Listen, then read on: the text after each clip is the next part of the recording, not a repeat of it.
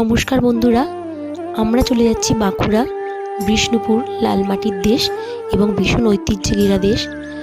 আজকে শুধুমাত্র এই ভিডিওতে আমি আমার জার্নিটাই দেখাবো। পরের ভিডিওতে বাঁকুড়ার অনেক কিছু দর্শনীয় স্থান দেখাবো তোমাদেরকে। তো তোমরা দেখো আমরা কোথায় যাচ্ছি, আমার গন্তব্যস্থল।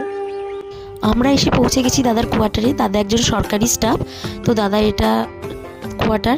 আমাদের লাগেজ দেখতে পাচ্ছ, আমরা এক গাদা লোক এসেছি এখানে।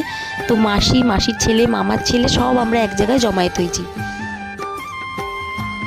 কয়েকদিন থেকে আমরা আবার বাড়ির দিকে রওনা দেবো। তো আমরা এসছি বলে দাদা হোম ডেলিভারি থেকে খাবার অর্ডার করেছে। আর এটা দাদার ঘরের পোষ্য কুকুর। যেই দাদার বাড়িতে এসছি, এটা হচ্ছে আমার সেজো মাসির ছেলে। এই যে পরিষ্কার করছে, আমাদের খেতে দেওয়ার পরে এটাও পরিষ্কার করছে। এই বাড়িতে দাদা আর দাদার ছেলে থাকে। এবার তোমাদের মনে প্রশ্ন আসতেই পারে, তাহলে ওনার ওয়াইফ কোথায়? এবার তোমাদেরকে বলি যে আমার বৌদি নাই, উনি মারা গেছেন। তা বলে ওকে মা হারা ভাববেন না, আমরা আছি, ওর পিসিমা। তো ভাই বোর হাত ধরে আমরা বিষ্ণুপুর মেলাটা পুরোটা ঘুরলাম। ভীষণ বড় মেলা, 3টে না 4টে মঞ্চ হয়।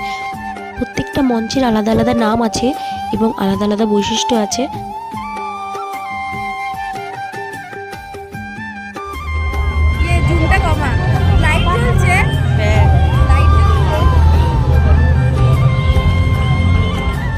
এবার আমি তোমাদেরকে পুরো মেলাটা ঘুরে দেখাই। আমার ছেলে দোল্লায় চেপেছে, ওর দাদাও দোল্লায় চেপেছিল, মানে আমার ভাইপো। আর পুরো মেলায় নানা রকম দোল্লা বসেছে, দেখতে পাচ্ছ।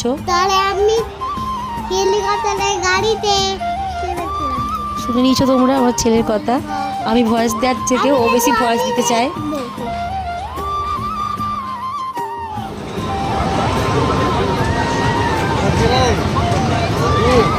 নানা রকমের খাবার ছিল মেলাতে, আমরা সব রকম খাবার টেস্ট করেছি এবং সবগুলো তো ভিডিও করা সম্ভব নয়, কারণ আমরা বাঙালি এবং আমরা ভোজন রসিক মানুষ, তো সব রকম ভিডিও করা হয়নি। আর পিছনে চলছিল র্যাম্প ওয়াক। দেখছিলাম কিছু ভদ্রমহিলা শাড়ি পরে র্যাম্প ওয়াক করছে। আর আলাদা আলাদা মঞ্চে অন্য অন্য আঞ্চলিক অনুষ্ঠান চলছিল, সেগুলো ছিল আরও দুর্দান্ত।